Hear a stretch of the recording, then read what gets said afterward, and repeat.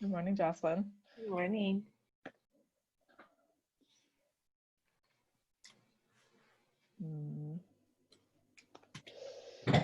Did anybody else go to the diversity and aquatics presentation yesterday? Oh, Chris is here too. Yay. Yeah. It was so great. Was it? Yeah. I was hoping that you or Chris could maybe spend instead of our Meet the Lane Mates, if you have something you could chat with us about that. We're also working on getting our guests audio online. So I'd love to hear about that. Yeah, I'd love to. I really wanted to go and I was trying to join it. And it was like, we've reached our limit of 100 participants. Try again later. It was like, what? They were only expecting 100 people? No, they said they're working on that. I think they were surprised by it, actually. Yeah. And they were trying to get more people in.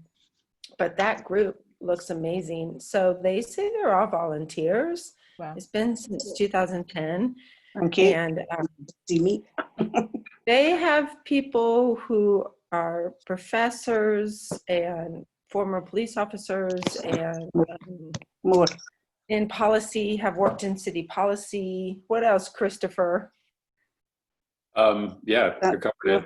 But also just, I mean, extremely highly educated too. Like, I mean, there were multiple PhDs and who really have a history. Settings for the camera. Hold on one second, Chris and Jocelyn. Let me see. I see, Morag, you've got your audio on now, but I can't see you. Are you sitting in the dark?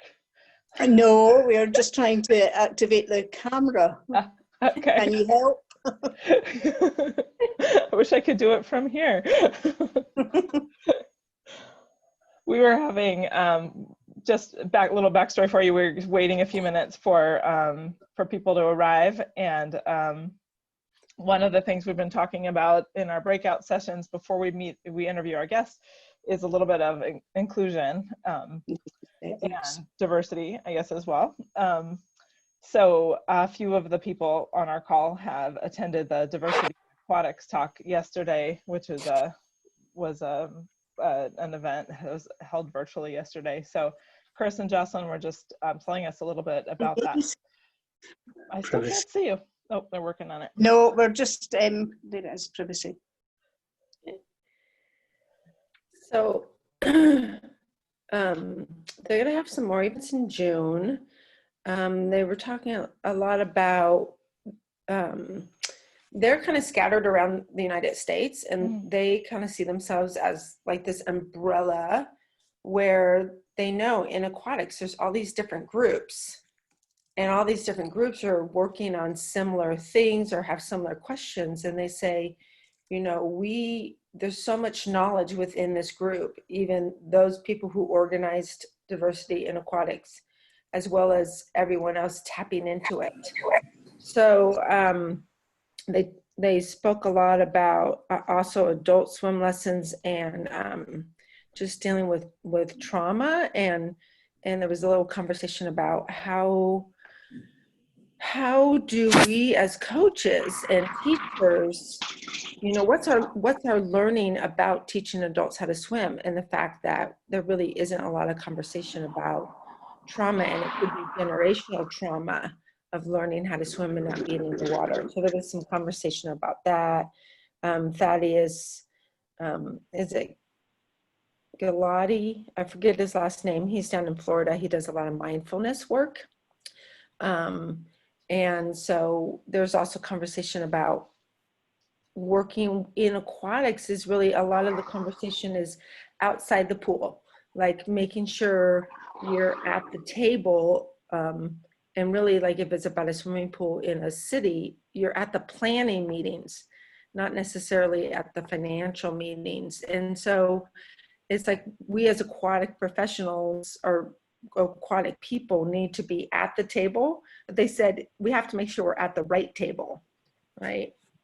So they just seem like a wealth of resource and information and knowledge. Chris? Yeah. Yeah, and I think that I think I can't stress enough the thing that really came through, which was in order for kind of, you know, people who are not from Black and brown cultures to understand that deep historical trauma, and not from a standpoint, the way they positioned it was so well, like it wasn't like, oh, we want apology or we want forgiveness or anything like that. It was more of, you can't just sort of open up, say, like, and we're all sort of like, what can we do? What can we do? It's like, well, you can't just sort of open up free swim lessons in your white community and expect people to come.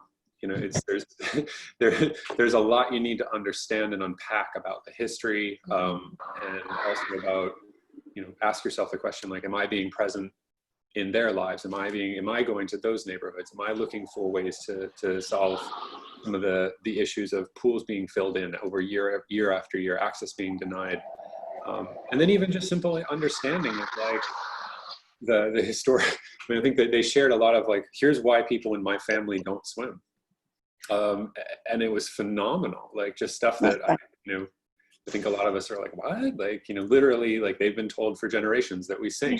Working on it this time. I'm sorry? I see you, Morag, or I see a picture behind you, and I see a your forehead.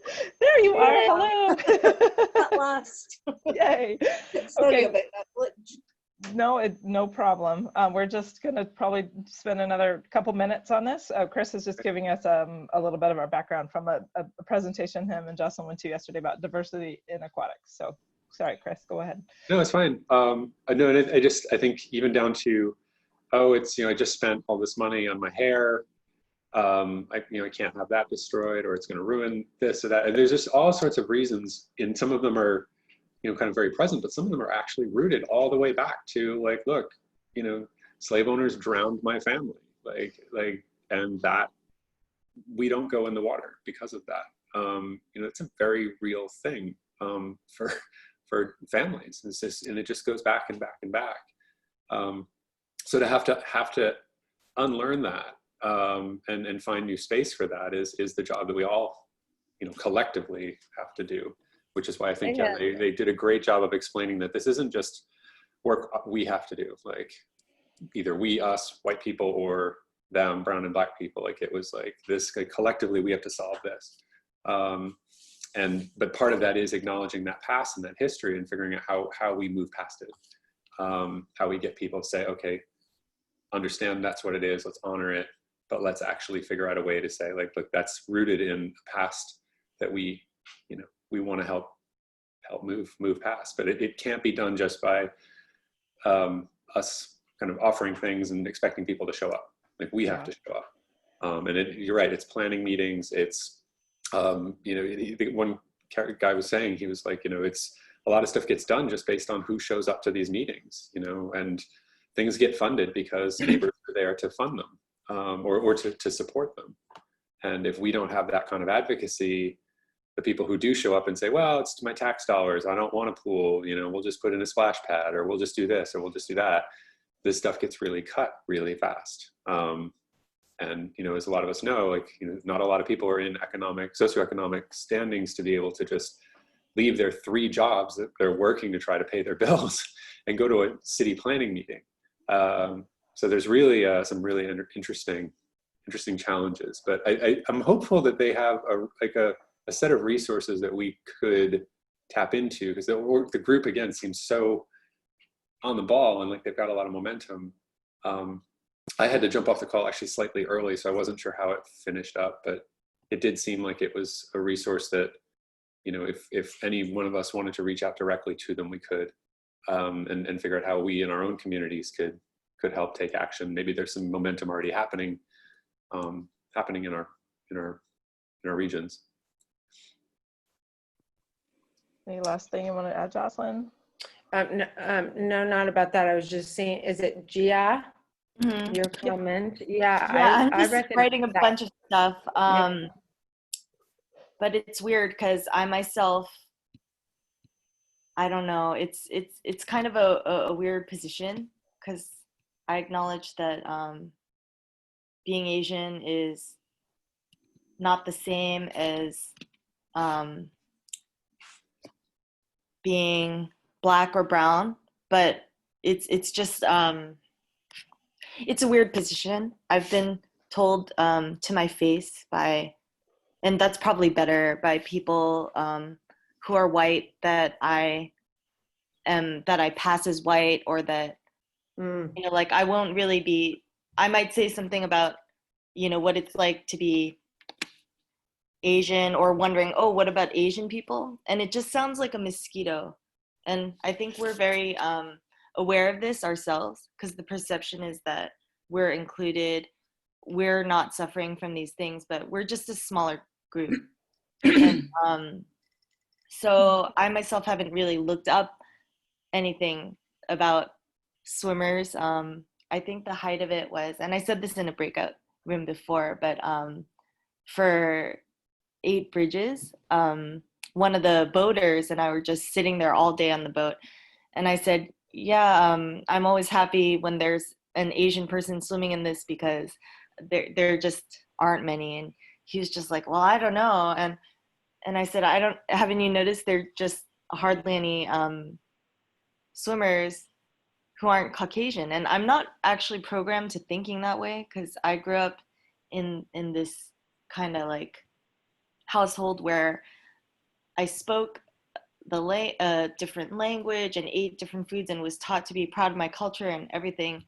But I grew up in a predominantly Caucasian town, and I didn't really think twice about it. And I was lucky. Of course, I got teased sometimes, or strangers have yelled slurs at my family and me. But other than that, it was all about like, get over it and transcend, and you're an individual and all of that stuff. But it's only now in this climate that it becomes hard to ignore. So it's kind of trippy to have been born in the United States and suddenly now feel like the same narratives that, and the feeling of responsibility that I imagine white people are feeling, because I'm not white, are also mine, but then they're not mine. So I just had to say something, because I felt weird these past sessions, definitely not just in this forum, but when everyone's talking. I don't know if people notice that there's like one person who's not like the other in terms of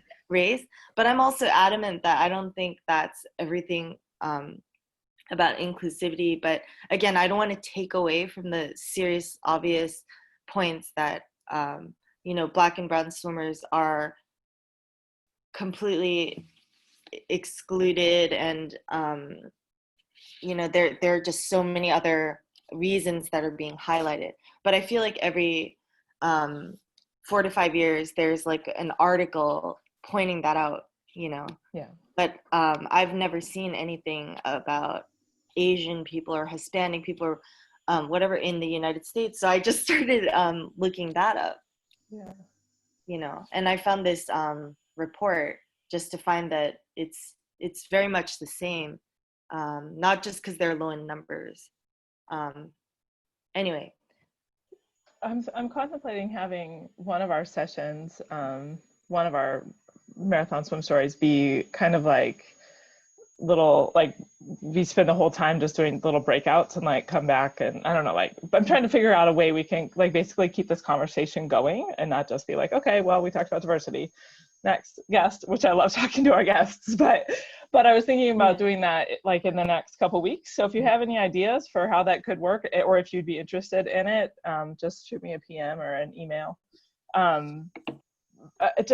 I said, about continuing the conversation. I was reading something yesterday about like how, you know, when like if the water's all like, I'm not gonna get it right. It's like if the water's all around you, like you can't see it, you don't even, like the fish doesn't know he's in water until he's not in water anymore. And like if we're, you know, like we're just so immersed in, like white people are just so immersed in the culture, like it's hard to, like just talking to you, Gia, like hearing your experiences, like you know, I just love hearing that. And I don't know if we could have people of ethnic backgrounds be guests, and we move them around into breakout rooms, because I can control who goes into them and we each talk to them or something. But like I said, just an idea I'm playing with. Let me know if that's interesting to you, if you'd come, and if you knew people we could talk to or something like that. But it's quarter till, and Morag's here all the way from, I know you're British summertime. Are you in Scotland, Morag, or? I'm in the West Highlands of Scotland. Yeah. Okay, and she's going to tell us now how do I pronounce it? Loch. I got to get it right. I've seen some pretty funny Loch. things. Loch. Okay. So before we really get into it with Morag, I want to take a screenshot. So if you want to, I like to get these little screenshots, Morag. I just stack them up in just for fun.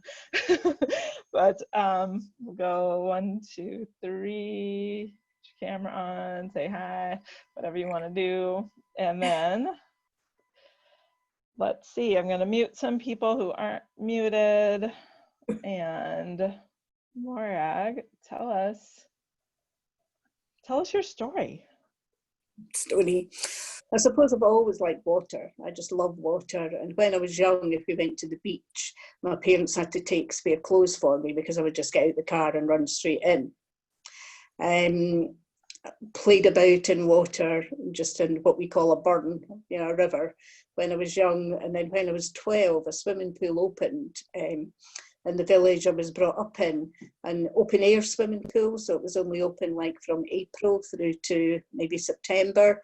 And I'm very pleased to say it's still open. It's one of the ones that have survived. So that is really good. So basically in my teens, I lived in the swimming pool. People would say they either saw me walking there or my hair would be wet on the way back, and I went home for my meals, but lived in the swimming pool. And then kind of life took over, work and family, and it was really the late 1980s before I started swimming again. And at that point, I couldn't swim any distance front crawl. I was mainly a breaststroke swimmer. I love that. So when did you start swimming marathons? Probably around about 2000. Where we lived here, there was a small swim, about a K across the loch, and that kind of started me off, and I did that annually. And then my daughter was a swimmer, so she got involved in open water swimming. So we did, when she went to events, I started doing some. And in the River Tay, where Colleen is, there's a fantastic club there. They're over 130 years old, called YAABA Amphibious Bathing Association. And they have a chief ancient as the president and a scribe as the secretary. And they organise a lot of events in the Tay, which is one of the most exciting places to swim in. I was told one time, and there I was going at 6 knots. And another time I was going under a bridge and I just felt like a cork. You just had to go where you were taken. So that I kind of just started increasing the distance, and it went on from there. Yeah, it just progressed. Why do you think you had an attraction to the distance, longer swims?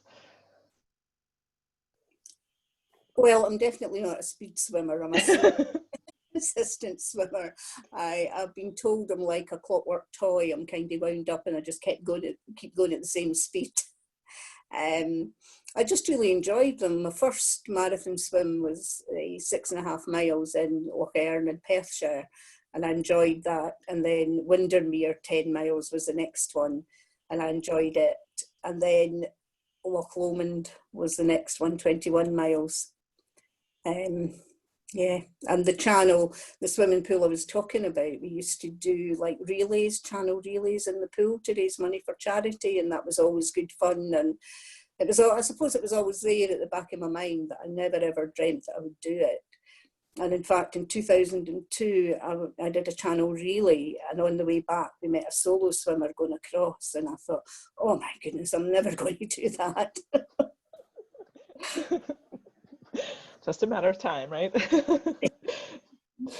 How do you describe the feeling of completing a marathon swim? Oh, I think it's relief, elation. It's just really satisfying to complete it, to go from A to B. And I think the feeling that you get from it lasts a long time. Like going back to the channel, I finished at 4 minutes to midnight on the Tuesday. And it was lunchtime on the Friday before I just felt tired. Yeah. Can you tell us about a swim that you're the most proud of? One of the most proud. I think it probably would be the Channel, because I was booked to do the Channel in 2006, and I broke my arm dancing a Strip the Willow in a bothy. And it didn't heal, and it was that was in January, and July that year I finally got an operation to pin my arm. So it was a long time, and the surgeon had told me that I would never be able to swim front or back crawl again, which was quite devastating because I had booked for the Channel in July.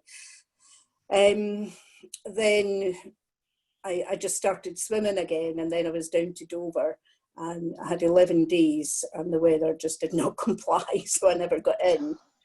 Then I came back, and then there was a terminal illness in the family that kind of put my plans on hold for about another 3 years. So finally, 2010, I went, and thankfully everything went to plan. So to complete that after all that had happened, it was really satisfying. Yeah.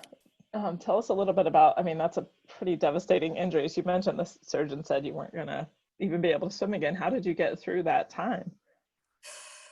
It was very, very hard at first, especially as the arm wasn't healing, and I felt the physiotherapists weren't really, they would say my hand would get stuck in a cupboard and I would have to take my other hand to bring it down. And why are you doing that if you were supporting it? And I said, because I can't do it otherwise. So when I got the operation, I was just so determined, and really did my physio, went to the local leisure centre and did my physio in the pool. And when I actually started swimming again, I had absolutely no pull, no sort of reach or strength in my left arm. So it was just determination. Yeah. Yeah. Probably the same determination that gets you across a loch. Yeah. What do you think drives you?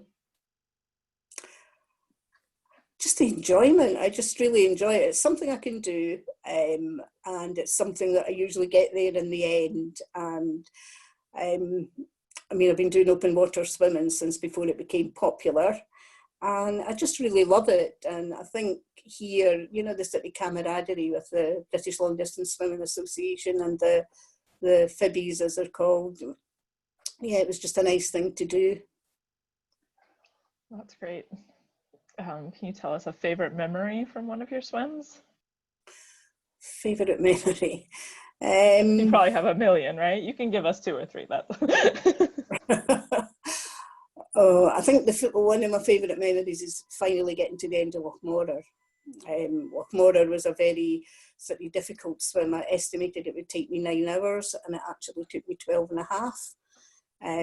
So it was a combination of things that a swam, the forecast had said that, to swim against the prevailing, the wind would be okay because the wind was supposed to come from the other direction. I was doing it for a church restoration project, and the ladies in the church wanted me to finish at the end that I actually swam to, so they could have a reception committee and kind of provide teas and coffee to raise more money. And the person on the boat who worked in the loch as well, because this, to finish it would have been so remote, there are no roads where I would have finished. He was happier supporting me doing it the other way, just in case anything, went wrong. And the other thing is that there's no phone coverage in that area as well. So, but just when I started, it got really, really, conditions got quite wild and bad, and I've actually got a picture where I'm in the water and you just can't see me when a squall, and there were 3 points in that swim where I definitely wasn't moving forward. Wow. So, and again, because it had taken me so long, hadn't gone prepared for me swimming in the dark, so it was on the point of being, I was on the point of being pulled because of that, but thankfully it calmed at the end. Wow. But and when I came out of that swim, I just couldn't stand. My legs just wouldn't do. It's the only swim I've been like that. Yeah. Wow. And that wasn't the swim you're most proud of.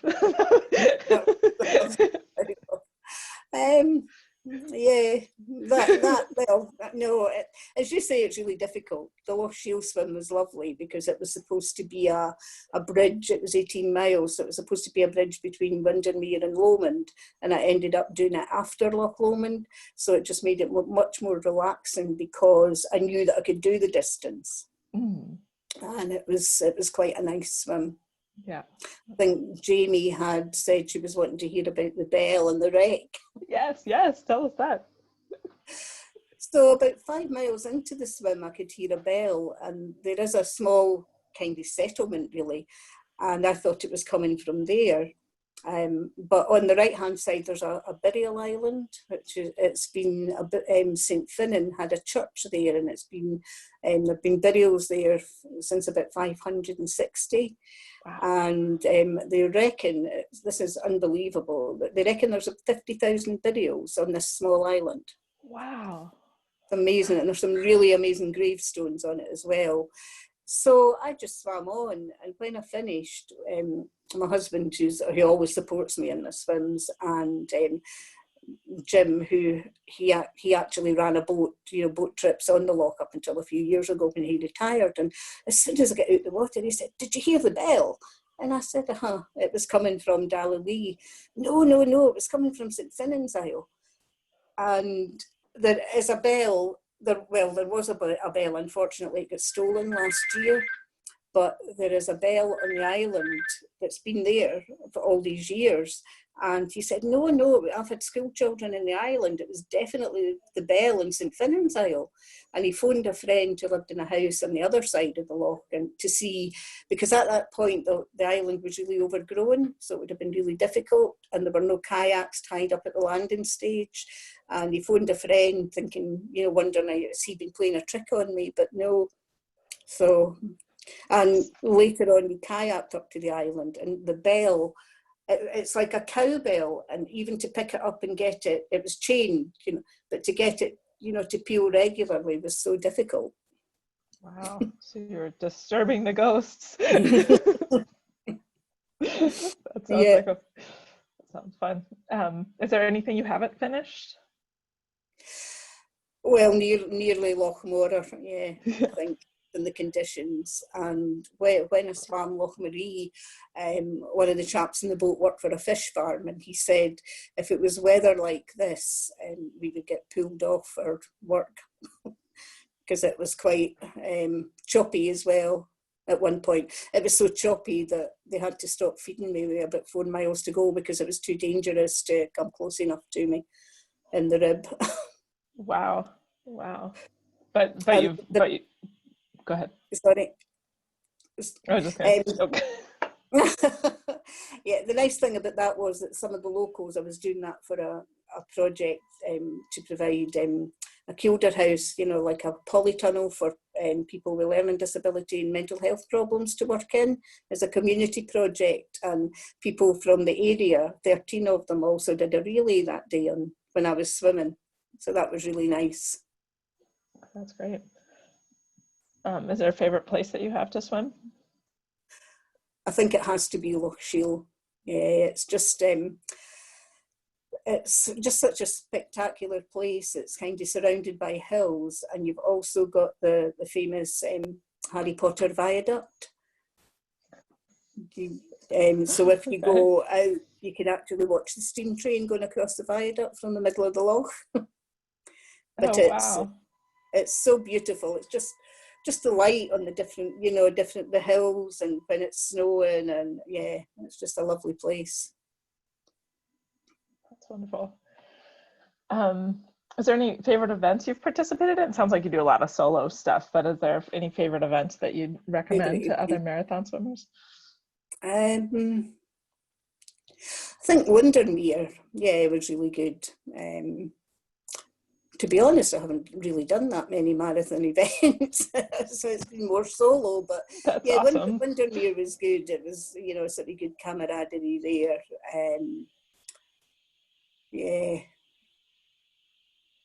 I'm trying to think what other big events I've done. No, I can't think. That's okay. I think that there's something to be said for swimming a lot in your own backyard. So, Yeah. let's see, how do you adapt to changing conditions? I think you just kind of adapt automatically when you're in the conditions. You just like breathe into the, I usually do unilateral breathing, but breathe into the opposite side, and just rolling a bit more with the waves and things when they come. I think it's something that I don't really tend to think about. It just happens, and I'm quite a stubborn person, so I'm quite determined that I'm just going to keep going. Like in the Channel, after 7 hours, I get told they didn't think I was going to make it because I was getting taken west, and in fact I get taken 8 miles west with a current. Oh my God. I just had all these things going through my head. I don't want to see my Admiralty chart. I don't want to see any photos. Somebody else can get my Admiralty chart. I'll never be doing it again. And then I just thought, I'm just going to keep swimming and see what happens. That's wonderful. Yeah. How do you handle that? I think it's an interesting situation when somebody tells you something like that, like you're not going to finish. It sounds like you maybe just say, yeah, I am. But like, how would you for me, that's like an interesting hurdle to overcome if somebody tells you you're not. So how do you thank you? I think in the Channel it was kind of particularly devastating because it is seen as, the kind of big iconic swim. And I had known a couple of people before that hadn't succeeded, the typical 3 miles out when the tide's racing down. I think initially I did feel devastated, and then all these things were going through my mind, and then just a determination set in. Well, he hasn't taken me out yet. I'll just keep going and see what happens. Yeah. I think there was a bit of anger, maybe a bit of water splashing, slapping and swimming a bit faster. And then I kept looking up, and it was my poor husband. I thought he was avoiding me, and it was like that really for about 4 hours. And then he finally came out and he went, and I thought, that's it. Yeah. I love that. How's the pandemic been for you in Highlands? We've been quite fortunate up here because of the proximity of the water. We've still been able to keep swimming in open water. The downside of that is initially we were swimming, just solo with somebody spotting for us, and now we've been swimming in pairs, and now from tomorrow we can swim in threes. So it's progressing, but I think that's difficult because we've got a nice group of about 15 people who meet up, and usually we rate, maybe 6-8 people will swim at a time, and car sharing to get to some of the swims. So you can't do that either, or, and you can't travel more than 5 miles. So it's that's a hard bit, sort of missing the camaraderie of it. And yeah. Fun, yeah. Yeah, it's interesting hearing about some of the restrictions, just how it's, it's different in different countries. So I like having that perspective. What advice would you give to an aspiring marathon swimmer? I think preparation is really key. You need to be well prepared. I would say that you need to put in, the miles, and if you're really serious about a swim, you need to put in a lot of hard work. Again, going back to the Channel, I was swimming 5 miles a day from about January up until July, just, going before work, at lunchtime and after work. I think working out what your feeds are and what suits you is very, very important, and planning them, how often you're going to have them, and getting the right support crew. And I think as well, not getting carried away and taking too many people with you, because I think that's a bit added pressure if you have too many people with high expectations. Yeah. But I think believing in yourself and just working towards it. Mm-hmm. Speaking about feeds, you were going to show us what a jelly baby is, right? This, can you see it? Can you see it? No, pull it up a little higher. A little higher. Higher. Right. Oh, there we go. Oh, this is a jelly baby. So it's a belly in the shape of a baby, and you can flip it. Some people bite the heads off them, but they're really easy to eat when you're swimming. You can put a few in your mouth and you can actually still be eating them as you're swimming. You know, you don't have to wait until you finish before you eat them. So they're good carbohydrate. Yeah, don't they get stuck in your teeth? No. Wow. No, don't, no. That's been one of my pet peeves about like other like jelly kind of things. They get stuck in your teeth and then you're swimming, like trying to like get it out of your teeth while you're breathing, which can be amusing to a degree. But can you tell us about a swimmer that you admire? I think Leanne Llewellyn, who's based in Yorkshire. Leanne was kind of brought up her, you know, her mum is very proactive in the BLDSA, and Leanne's done a two-way channel, which is really impressive. If you look at the video of it, when she returned at France, the conditions were horrendous, and she went back in and got back across. It's just a sort of great example of courage as well. She's also done a Loch Ness, and that was her preparation for the channel. She's done a solo channel, a two-way, Loch Ness, and she swam around St Kilda, which is an island 60 miles off the coast of the Hebrides in Scotland. So it's quite a swim that she did. She's a kayaker, so she went out with kayakers and managed to do that. Wow. I've only had a swim in the bay there. Got it. Oh, Diane was asking, have you done any swims in the US? I haven't, no. The only places I've swum in Holland, right back at the beginning, and I've swum in Ireland, but that I've never, no. That was one of the things I was thinking of, you know, but who knows now what will happen. Yeah. There was a question about jelly babies, but I think it was resolved. Somebody asked if you make them.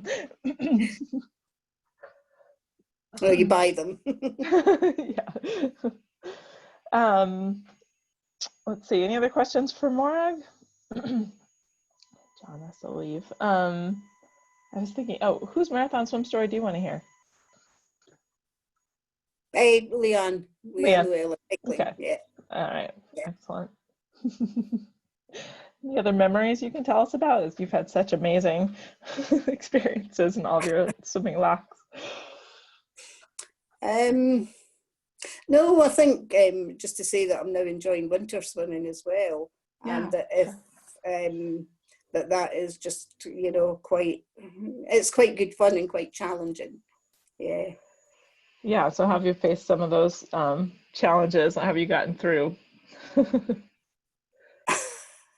I think again it's just determination to do it. I mean, it's all done in trust, but you do it, and then I think learning how to get warm quicker when you come out. Like the first year we did it, we would get changed and then get in the car, but now we just kind of tend to get in the car and get the heater on, and maybe even move the car a bit to get the heating going a bit before we start eating, drinking our hot chocolate or trying to drink our hot chocolate.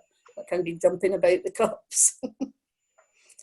But it's good fun, and the Polar Bear Challenge is an excellent challenge for people that want to do it. They can look it up, because anybody from anywhere in the world can do it.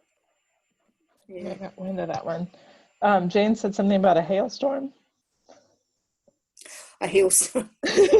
we were waiting to going in for a swim once, and the wind just got up and it was raining, and we thought, oh, we'll be better off in the water. So we all got in the water, and we could just see this storm coming down the loch, and it was hail, and it was big hail, and we were all swimming like that.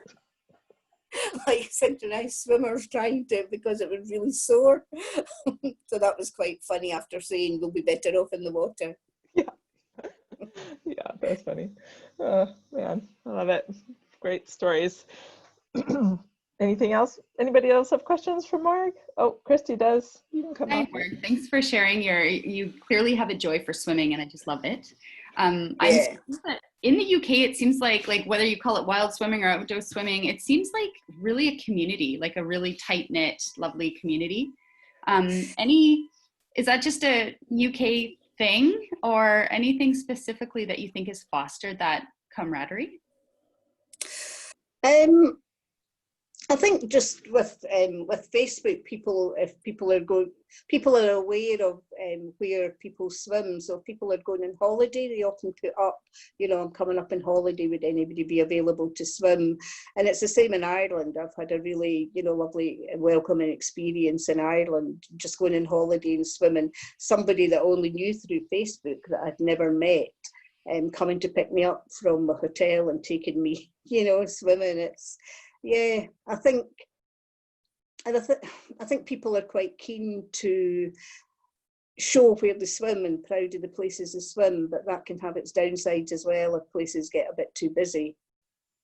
And I think one thing you've got to be aware are kind of the local communities. If you're going where people actually live as well, you have to be aware and respect their, sort of privacy.